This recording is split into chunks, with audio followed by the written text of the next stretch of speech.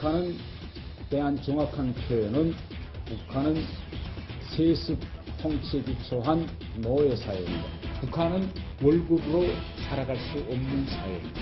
제가 웸성에서 마지막에 부국장까지 일했는데 웸성 부국장 한 달 월급이 2,900원이었어요.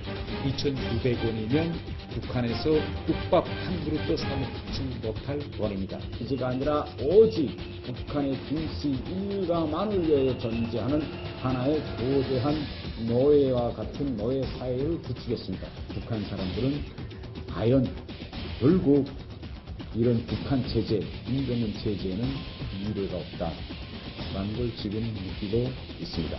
저 말고 지금 현재 공개되지 않고 채굴해온 외교관들이 상당히 많습니다. 배고파서 오는 것이 아니라 더 좋은 삶을 찾아오는 엘리트층의 탈북이 더 늘어날 것입니다.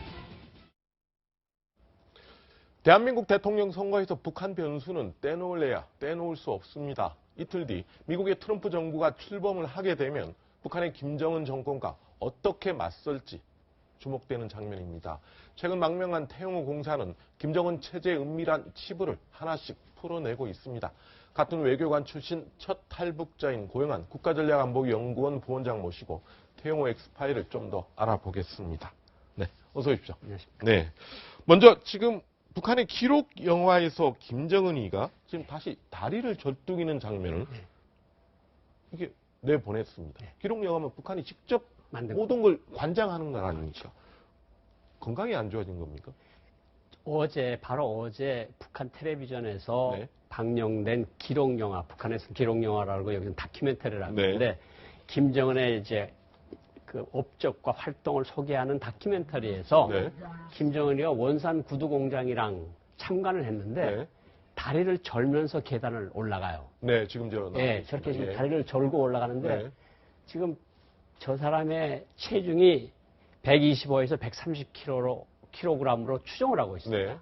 그러니까 몸이 상당히 비대해져서 그 몸을 견디는 다리 관절이 지금 견디지 못하고 있다고 지금 우리들이 보고 있는 건데 그런데 과연 이제 말씀하신 것처럼 모든 것을 다 체크하고 보는 사전 검열이 다 되는 거 아니에요? 사전 검열에서 다 된 데서 왜 저걸 내보낼까? 아마 김정일, 김일성 시대는 저런 건 못 나갔습니다.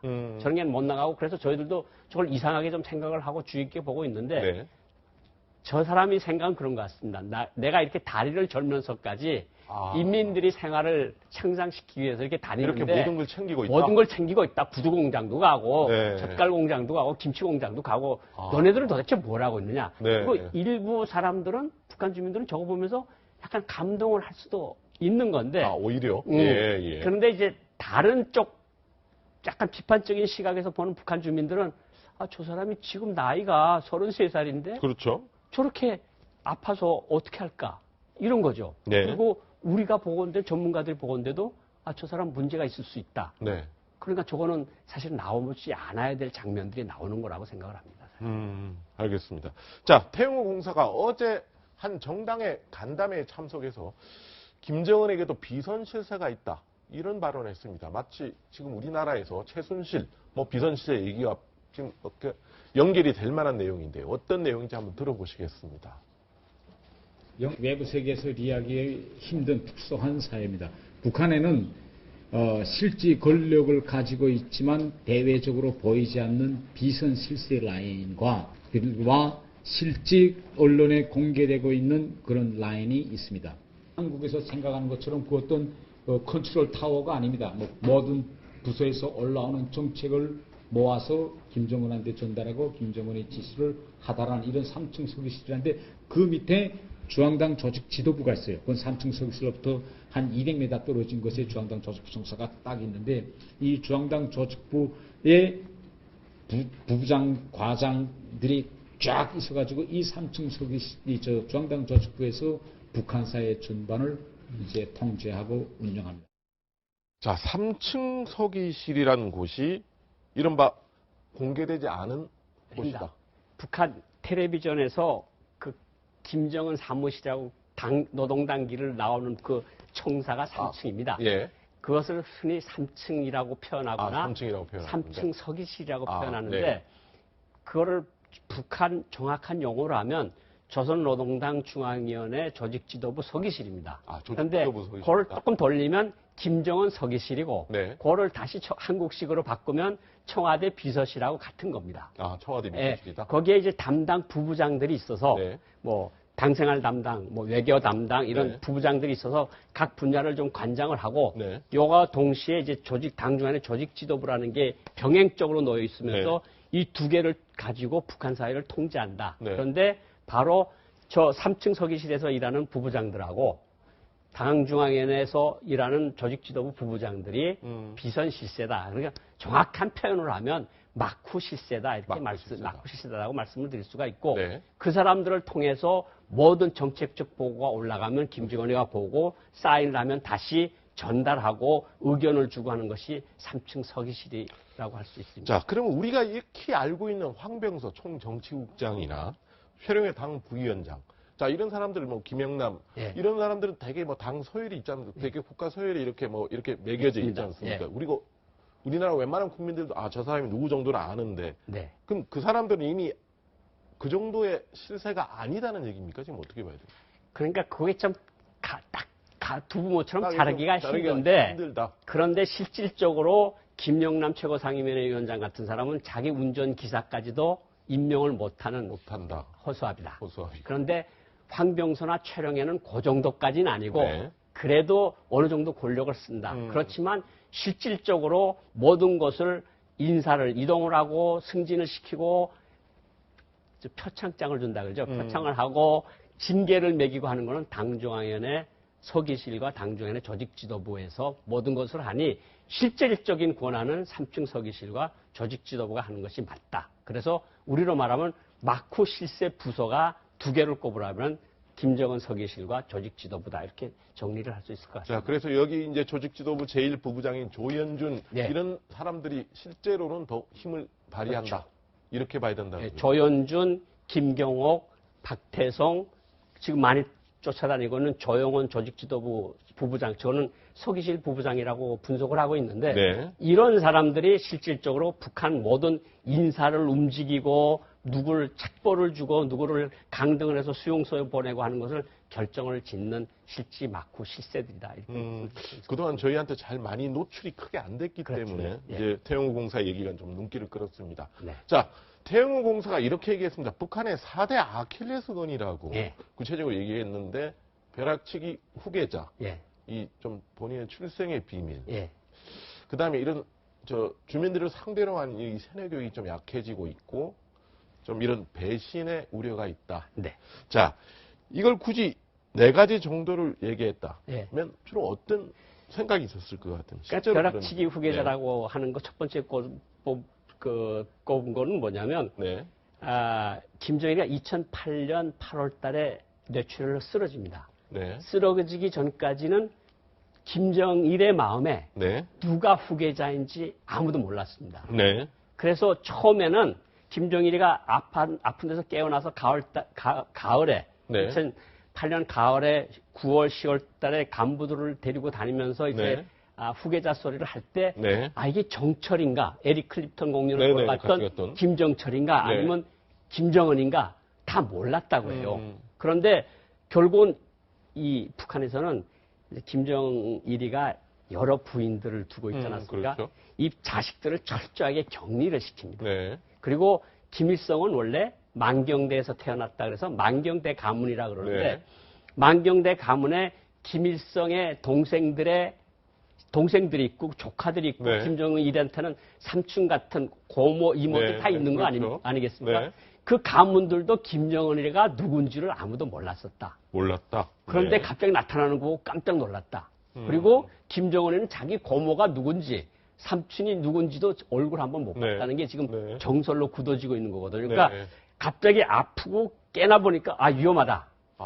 그러니까 이거를 후계를 해야 되는데 정철이는 아무래도 자꾸 여성스럽고 좀 그러니까 아무래도 배짱에 있는 정은이를 시키는 게 어떠냐. 그래서 정은이가 벼락치기로 후계자가 됐다. 그러니 경험도 없고 토대도 없고 그러니 지금 젊은이라고 하는 말을 제일 듣기 싫어한다. 그러니까 젊은이라는 말을 잘못했다면 죽는다. 이런 말이 나온다고 합니다. 그리고 이제 출생의 비밀이 또 논란이 되고 있습니다. 자, 김정은이 후계자가 된 뒤에 백두혈통 논란이 일었습니다. 실제로 바로 어머니로 알려진 고영희 씨 때문이었는데요. 한번 어떤 얘기인지 들어보겠습니다. 김정은이 어머니 이름이 고영희냐 고용희냐 이걸 저보고 도대체 어느 게 정확한 김정은이 어머니 이름이니 어느 거냐 물어봐요. 저도 모릅니다. 영인지 용인지. 만일 김정은이가 자기가 누구이고 자기 어머니가 누구이고 하는 명백히 밝히자고 보니 걸림돌이 너무나 많은 것입니다. 북한에서 주민들이 우리를 이끌 지도자가 누구이며 과연 어떤 사람인가 다 궁금합니다. 그러나 이 궁금증을 아직까지 오랜 동안 되도록 풀어주지 못하고 있어요. 현재 김정은 정권이 안고 있는 아킬레스건 1입니다. 자, 아킬레스건 1위로까지 얘기를 했습니다. 자, 출생의 비밀이죠. 그러니까 북한은 지금 세계에서 공산주의 정권이라고 하는 데서 유일하게 세습이 이루어지는 나라고 네. 이것 때문에 네. 세계 공산당 노동당들이 많이 비판을 하고 네. 있는 건데 후계자라고 나왔어요. 네. 나왔는데 생년월일도 안 나오고 네. 어머니가 누군지도 밝히지도 않고 밝히지도 않고. 그러니까 사람들이 도대체 우리 지도자 어머니는 도대체 누구야? 네. 당연히 의문을 가지지 않겠습니까? 그런데 지금 태공사가 이야기한 네. 것처럼 생년월일도 밝히지 않았고 네. 어머니 이름도 밝히지 않았고 평양시 대성구역에 고영이가 죽은 다음에 묘를 갖다 만들어놨는데 네. 묘에 가본 사람들 이름이 네. 말씀하시는 것들이 선군 조선의 어머니 묘. 그럼 어머니 이름이 없어. 이름이 없다. 네. 돌아가신 날짜도 없고 출생하신 날짜도 없고 그러니까 도대체 꽃다발은 주고 오는데 누구한테 주고 오는지를 모르는 거죠. 아, 네. 이걸 사람들한테 퍼지면서 결국은 무슨 문제가 생기는가 하면 선군 조선의 어머니라는 기록 영화를 김정은이가 취임하고 나서 돌리는데 간부들이 그러면 저 사람이 이름이 뭐지? 네. 이렇게 의문이 제기되면서 이게 퍼지니까 북한에서 결국은 그 영화를 회수를 하고 아예 회수를 해버렸죠. 회수를 하고 네. 결국은 그 영화를 본 사람들한테 일종의 충성이 맹세를 받아냈다는 거 아닙니까? 내가 이 영화를 봤다. 근데 네. 절대로 이 영화를 봤다는 소리를 누구에게도 이야기를 하지 않을 그 것이고 외부로 발설하지 마라 이거죠. 절대로 발설하지 않겠다. 네. 그런데 그게 USB를 통해서 북한 주민들한테 은밀히 돌고 있다는 거거든요. 그러니까 네. 저 사람이 지도자 엄마인데 왜 이름도 안 밝히고 몇 살 때 태어났으면 몇 살 때 죽었는지 그것도 안 알리느냐. 네. 그래서 지금 궁금해하고 있다는 겁니다. 네. 자, 김정일의 본체인 이 김경숙의 딸로 돼 있는 김설송이 네. 있죠. 예. 자, 이게 뭐 혈통 문제로 해서 오히려 적통이냐 아니냐 뭐 이런 얘기가 있는데 그건 또 어떻게 보십니까? 그러니까 김정일한테 4명의 여자가 있었는데 그렇죠. 공식적으로는 네. 그런데 김정남이라고 지금 홍콩이랑 마카오랑 네네, 갔다는 그렇죠. 어머니는 김정일과 관계가 나빠지면서 모스크바에서 정신병원에서 치료받다 네. 사망을 했고 네. 두 번째 여자가 정실입니다. 네. 김용숙이가 그 여자가 만경대 가문에서 허락을 무용가 출신의 네. 그리고 일본에서 와서 북한 사람들이 별로 좋아하지 않는 제일동포 출신의 여자. 네. 그러니까 지금 모든 것을 꿰 맞추기가 힘드니까 아직도 우상화를 못하니까 북한 사람들이 보건대 그래 한 아버지는 백두혈통인 걸 인정을 하겠는데 네. 어머니는 도대체 한라산 혈통이냐 후지산 혈통이냐 이게 지금 문제가 되고 있어서 이걸 네. 우상화를 못하니 네. 그러니까 지금 선전부가 난리가 나고 계속 그래도 뾰족한 수를 못 내놓고 있는 네. 거죠. 그렇다고 완전히 뭐 그 뿌리를 바꿀 수는 없는 거 아니에요, 지금? 자기 어머니를 어떻게 바꿉니까? 네. 자, 최근에 한국 드라마 등이 이제 흥행을 하면서 이렇게 한류 열풍이 거세니까. 예. 자, 이런 식으로 해서 북한으로 이런 게 흘러 들어가니까 좀 이렇게 제대로 된 북한 차원의 김정은이 뭔가 이 교육을 시키는 게 잘 안 먹힌다 뭐 이런 얘기죠, 그래 되면. 그러니까 북한 사람들이 텔레비전을 켜놓고 네.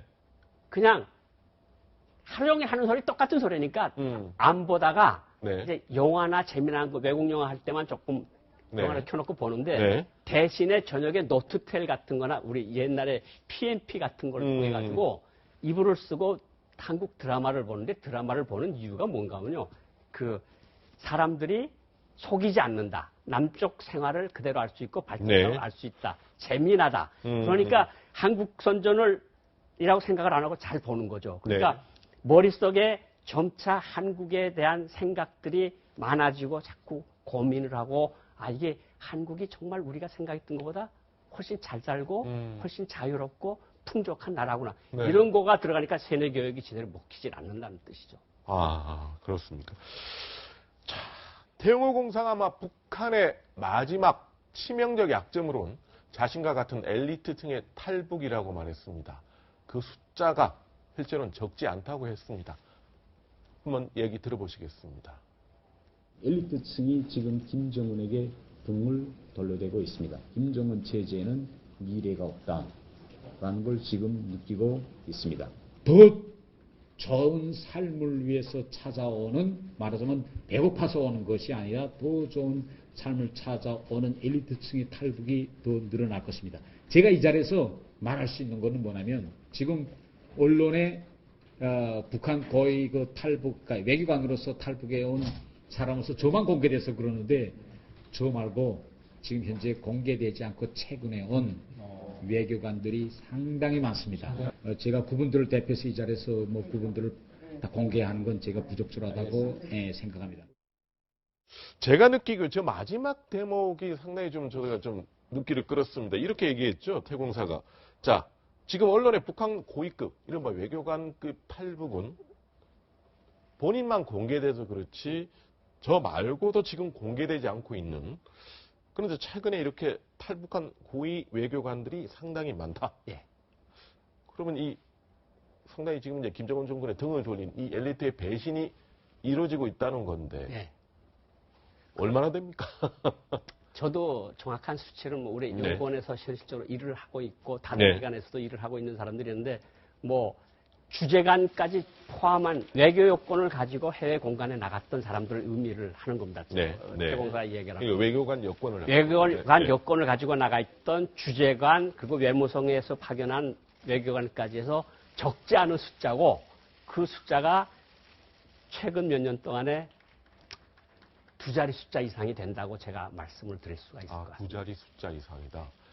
자, 그렇다면 본인도 많은 얘기를 본인이 태공사장 그런 여러 가지 얘기도 듣고 네. 이제 그런 정황도 다 들어서 본인이 아마 대표적으로 얘기를 한다. 네. 뭐 이런 거겠죠, 지금. 그러니까 다른 분들은 지금 여러 가지 사정들이 있습니다. 네. 그러니까 저분은 자녀 둘을 다 데리고 왔습니다. 그렇죠. 다행히. 네. 근데 자녀들이 북한에 있는 사람들이 많습니다. 네. 그러니까 자녀들한테 어머니한테 피해가 갈까봐 숨어서 이름도 바꾸고 네. 활동을 하고 뭐 네. 연구 활동도 하고 있는데 네. 좀 그 사람들한테 솔직히 말하면 좀 뭐 이름을 말을 할 수 없고 솔직히 말씀드리면 저 사람하고 같은 고등학교 다닌 사람, 같은 동창, 같이 외교부에서 근무했던 친구들까지도 다 있고 뭐 오늘도 우리가 점심도 같이 했는데 네. 적지 않습니다. 그리고 저희들이 보건대는 네. 지난해보다 올해가 훨씬 더 많아질 거예요. 왜냐하면 지난해보다 올해가 더 많아요. 왜냐하면 네. 김정은이가 내려보내는 정책적 과제가 끊임없이 내려오는데 북한에서 아무것도 없는 사람들이 정책적 과제를 받았는데 북한 지금 이야기가 태공사 얘기가 김정은의 말씀을 받으면 즉시 접수, 즉시 집행, 네. 즉시 보고 3가지 원칙이라거든요. 네. 무조건 집행을 안 하면 죽게 돼 있으니까 네. 이거 안 되겠다고 해서 그 공포 정치 훅 가죠. 그래서 사람들이 오는 거죠. 자, 마지막으로 지금 태영호 공사가 참 상당히 뭔가 많은 보따리를 가지고 와서 조금씩 푸는 듯한 느낌을 제가 받고 있습니다. 자, 고영한 부원장께서 태공사와 한 시간 반 동안 좀 여러 깊은 대화를 했다고 저희가 알고 있는데 아직까지도 지금 언론에 나오지 않은 더 많은 얘기들이 있다고 저희가 봐야 됩니까? 어떻게 봐야 됩니까? 뭐 공개하실 수 있는, 공개할 수 없는 또 범위도 있으시겠지만. 뭐 공개를 그러니까 에릭 클린턴을 공연을 보러 왔던 김정철이를 데리고도 많이 다녔고 네. 그리고 또 다른 일가도 왔던 사람도 데리고 다녔고 그러니까 이야기를 공개하지 못하는 이야기들이 많은 거고 네. 실질적으로 우리가 지금 북한은 김정은의 나라니까 김정은과 관련된 일들이 최고의 관심사가 아니겠습니까? 그렇겠죠. 네. 건강 상태는 어딘지, 네. 돈 어디다 놓고 어떻게 쓰는 건지, 무슨 물자를 들여가는 건지, 그 네. 채널은 어떤 건지 그런 것들은 많이 알고 있죠. 근데 아직은 뭐 좀 예. 밝힐 수 없다. 없다. 알겠습니다. 네, 지금까지 말씀 고맙습니다.